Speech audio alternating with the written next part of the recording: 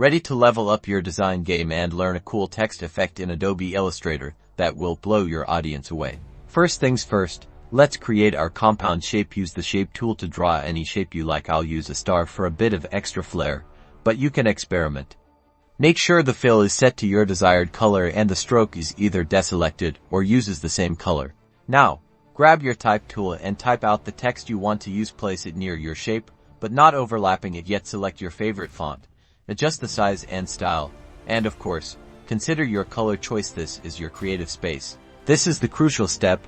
Select both your shape and your text. They both need to be selected at the same time. You can do this by clicking and dragging a box around both, or by selecting one and then holding Shift while selecting the other.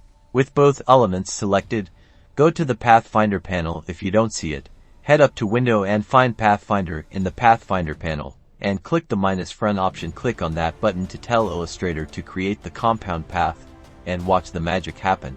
Boom! Your text is now perfectly within your compound shape.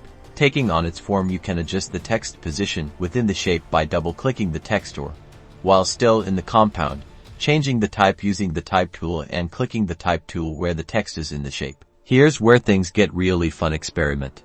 Change the font, the size, the color of the text, and the fill of the shape. The possibilities are endless. Rotate the text, use multiple lines, 3 different shapes, or even add additional shapes. Take this simple technique and make some unique and incredible text effects. Now you have a seriously cool design skill in your arsenal. Go get creative, experiment, and don't forget to like and subscribe, and share your work. Thanks for watching, and I'll see you in the next video.